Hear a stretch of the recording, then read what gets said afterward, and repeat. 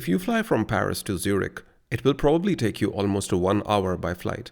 But if you take a train, it might take you 4 to 5 hours. And if you decide to walk, it may take you 5 to 6 days if you walk non-stop. So, from reaching point A to point B can take different amounts of time depending on your means of transport. Similarly, when we talk about algorithms and we need to reach from input to output, there could be multiple ways for an input to reach an output. And this way is usually an algorithm. An algorithm is just a sequence of steps which takes an input and converts it into an output. It could be as simple as adding two numbers, or could even be a little bit more complex, like sorting an array.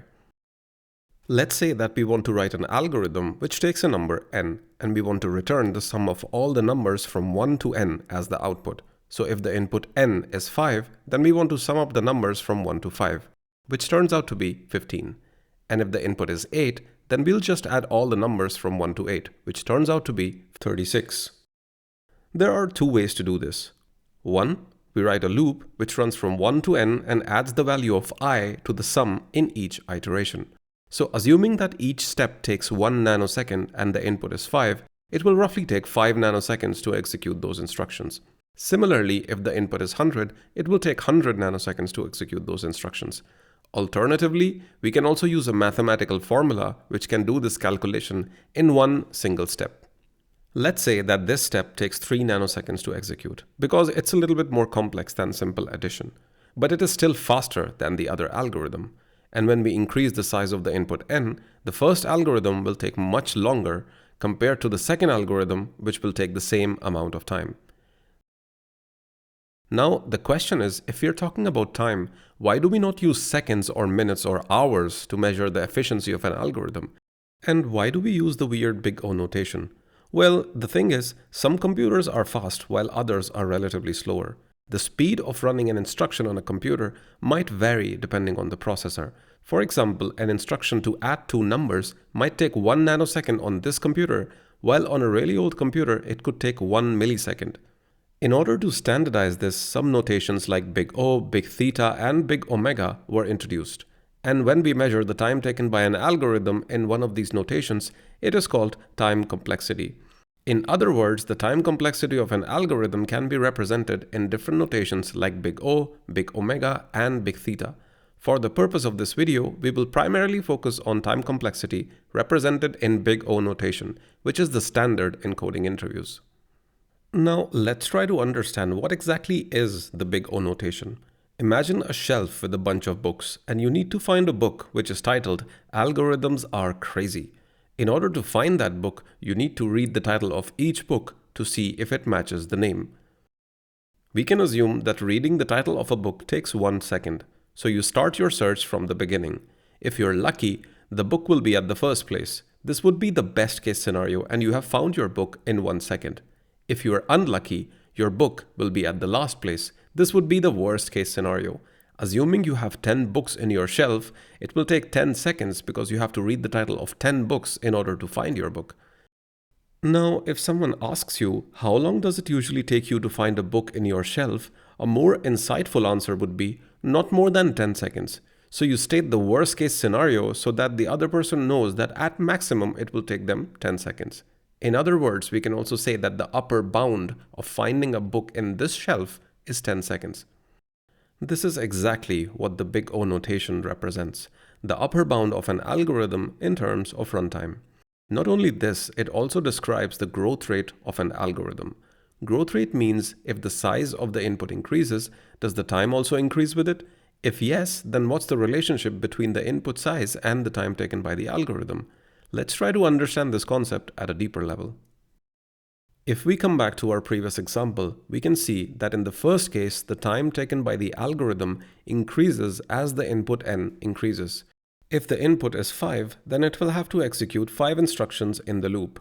Assuming each instruction takes 1 unit of time, 5 instructions would mean 5 units of time. Similarly, if the input is 10, it will take 10 units of time and so on. So we can safely say that the time taken by the algorithm increases linearly as the input increases. This is called linear time complexity and is represented by big O of n. Furthermore, if we observe the second algorithm which achieves the same purpose, The time taken by this algorithm does not change as the input changes, meaning it will take constant amount of time irrespective of the value of n. This is called constant time complexity and is represented by big O of 1. Let's come back to our bookshelf. Now, instead of a single shelf, let's imagine that you have multiple shelves in a book rack. Let's say that the number of shelves is S and each shelf has n books. Here, if we start our search from top left corner and the book is at bottom right corner, which is the worst case, then we would have to read the title of each book in each shelf to find our book. If reading the title of each book takes 1 unit of time, then reading the title of all books will take S multiplied by n units of time. In big O notation, we would represent it as O of Sn. On similar lines, if the number of shelves and the number of books are equal, that is, we have n shelves with n books in each shelf, it would take n multiplied by n units of time, or we can say n squared units of time. In big O notation, we would represent it as O of n squared. This is called quadratic complexity. Here, the time taken by the algorithm significantly increases as the size of the input increases. Now here, we can clearly see from the graph that O1 time is the fastest, On time is slower, and On squared is the slowest of the lot. But wait, there is more. Let's take an array of integers which is sorted in ascending order. We are given an integer and our job is to write an algorithm which finds this integer. If it is found, then we return its index. If not, we simply return -1. Now there are two ways to write this algorithm. One way is to go through the array from beginning to the end and compare each element with the target integer. Now, in the worst case scenario, the element would be at the end and we would have to traverse all through the array. The larger the number of elements in the array, the longer it would take. Worst case, it takes n steps, meaning it takes n units of time. Therefore, it has On, or linear time complexity. This kind of search is called a linear search.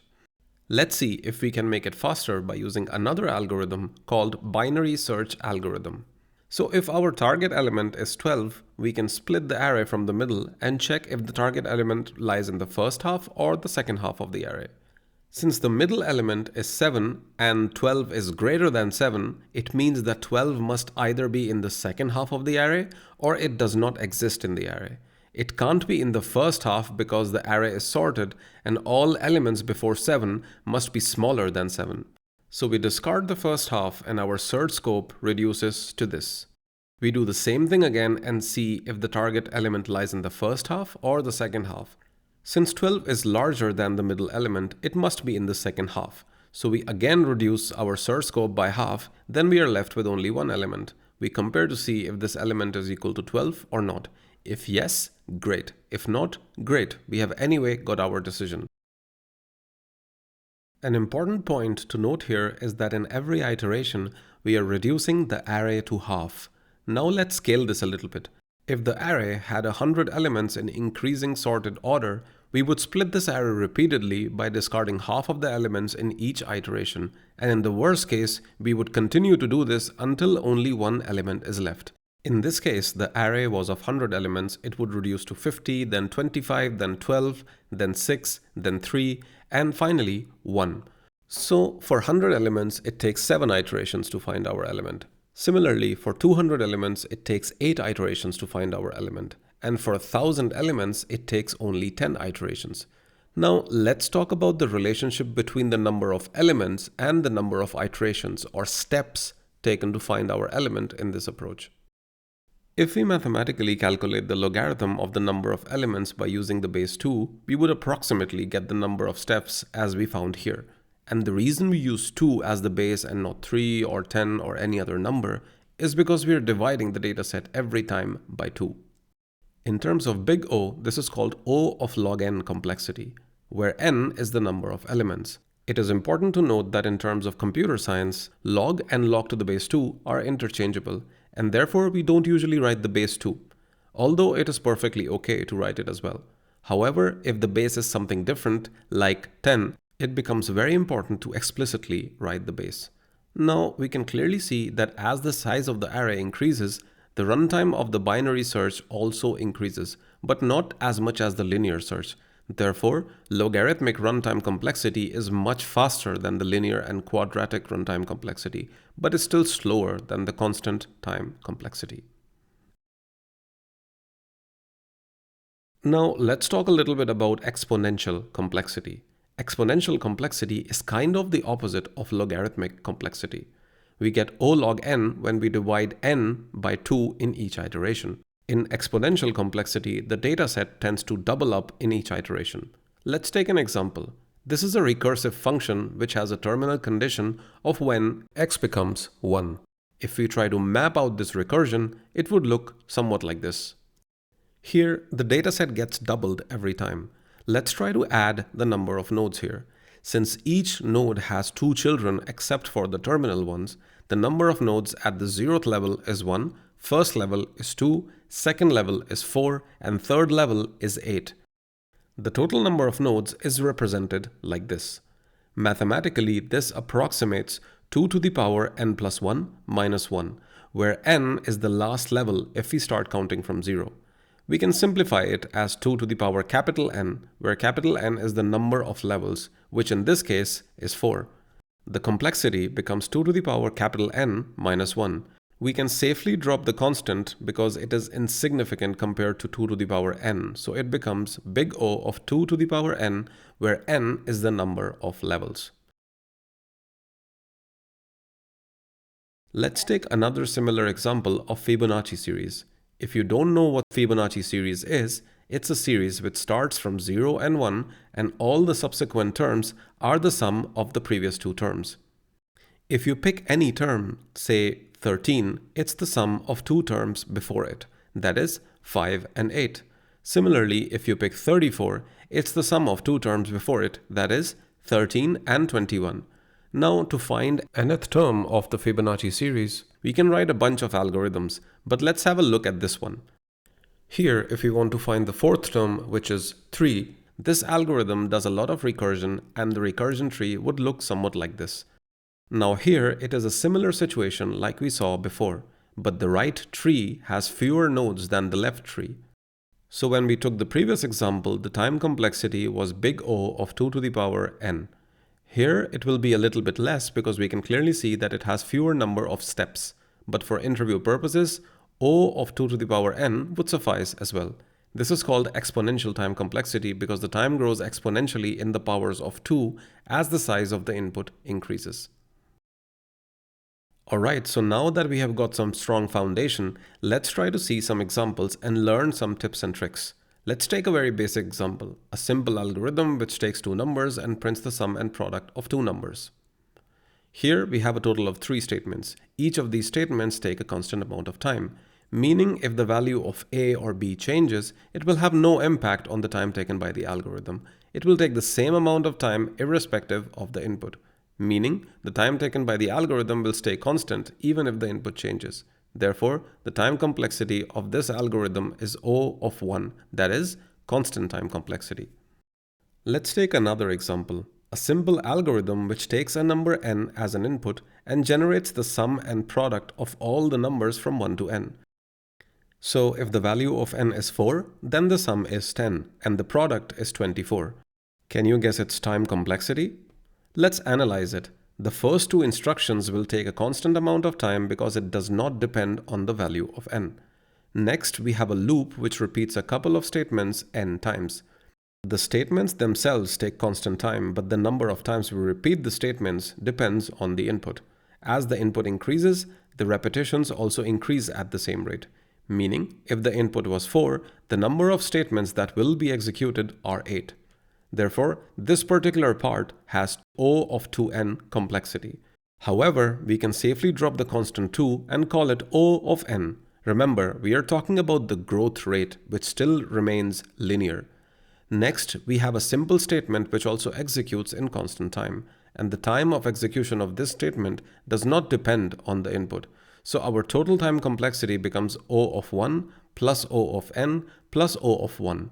Here, O of n is the more dominant expression and therefore we drop the less dominant terms, and the total time complexity still remains O of n, that is, linear time complexity. Now let's rewrite the same algorithm but in a slightly different way. This is the same algorithm, but instead of one loop, there are two. However, the number of statements still remain the same. It's just that we have split them into two loops. On plus On is O of 2n. We don't care about the constants, so we can simply drop it. The complexity remains O of n, just like the previous version of the same algorithm. Now let's change this algorithm a little bit. Here, the algorithm takes two variables as input, that is, n and m. The goal is to find the sum of all the numbers from 1 to n and the product of numbers from 1 to m. The overall code remains the same, but an extra variable has been added to the equation. Here, the first loop repeats n statements and m statements in the second loop. Since we do not know the relationship between m and n, we don't know which one is dominant. Here, we can simply write this as big O of n plus m. Now let's take another very interesting example of reversing the digits of a positive integer. For example, 1234 becomes 4321 and 10,000 simply becomes 1. Now let's take the example of 1234. In this algorithm, we just divide the current number by 10 each time and then store the digit in another integer. Starting with the first iteration, 1234 becomes 123 and 4 goes to the reversed integer. Then 123 becomes 12 and 3 goes to the reversed integer and becomes 43. Next, 12 becomes 1 and 2 goes to the reversed integer and becomes 432. And finally, 1 becomes 0 and 1 goes to the reversed integer and becomes 4321, and that marks the end. So here it took 4 iterations for a 4-digit number. If the number is 2 digits, the number of steps required is 2. If the number is 5 digits, the number of steps required is 5. So if we take the logarithm to the base 10 of each of these inputs and round it off to the nearest higher integer, we get the exact number of steps taken by the algorithm. The base of the logarithm is 10 because we divide the dataset, that is, the number, by 10 in each iteration. This is kind of similar to binary search, where we divide the dataset by 2 in each iteration. We use log to the base 2 there, and we use log to the base 10 here. Therefore, the runtime complexity becomes big O of log to the base 10 n, where n is the integer which is being reversed. Okay, so we covered some cool topics. So let's try to summarize all of this and understand how we can get out of tricky situations in an interview. First, we can always drop the constant. On, O of 2n, O of 2n plus 2 is all O of n. Next, we can always drop the less dominant terms. On squared plus n, On squared plus 2, On squared plus 2n is all On squared. Having said that, we can only tell if a term is less dominant if the variable is same. Meaning, if we run into an expression like On squared plus m, we cannot simply drop m because we don't know the relationship between n and m. So it might not be possible to determine whether m is less or more dominant. In this case, we just leave it as is, which is O of n squared plus m. From the perspective of terminology, for the purpose of an interview, time complexity, runtime complexity, asymptotic complexity all mean the same thing. Sometimes in the interviews, you might have to sort an array. Usually, interviewers won't ask you to write a sorting algorithm, but rather you may have to use one. In this case, it is important to know that both Python and Java use a sorting algorithm called timsort, for which the time complexity is O of n log n. This is called quasi-linear time. Having said that, O of n plus log n and O of n log n are not the same. O of n log n means O of n multiplied by log n, whereas O n plus log n is simply O of n, where we drop log n because it is less dominant. This brings us to the question when to add or multiply the runtimes. When we have nested loops such as this, we can see that the outer loop has n steps, and in each step we do m steps. Here we multiply the runtimes. However, if we have two loops like this, then we perform n steps, and then after that we perform m steps. Then we add the complexities and it becomes O n plus m. If both loops have the same number of iterations, it becomes O(n plus n, which is O of 2n. We drop the constant and it becomes O of n. Now let's also talk about how to figure out the logarithmic runtime.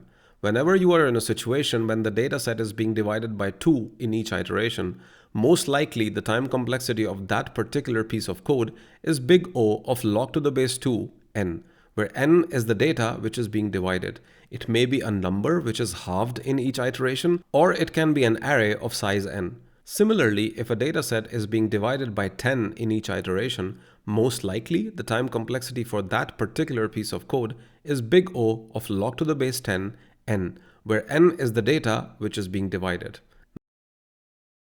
The opposite of this is when the dataset gets doubled in almost each iteration. The complexity becomes exponential, that is O of 2 to the power n, where n is the number of levels in a tree. Now let's compare the complexities to see which ones are faster and which ones are relatively slower. Constant time, that is O of 1, is the fastest. Logarithmic time, that is O of log n, is the next fastest. Binary search is a good example of this. Then we have linear time, that is O of n. Single variable loops are usually O of n, where n is the number of iterations in a loop. Some examples of this would be printing all the elements of a string, finding an element in an unsorted array, and so on. Then we have the quasi-linear time, that is O of n log n, which is the fastest runtime we can get in sorting. Next is quadratic complexity, that is O of n squared. An example of quadratic complexity would be to traverse the elements of a square matrix of size n. Then we have exponential complexity, O of 2 to the power n, which is usually the case when the dataset gets doubled in each iteration, like Fibonacci series. I hope you feel much more confident about time complexity after this video. Write down in the comments below if you have any questions. See you in the next video. Bis dann.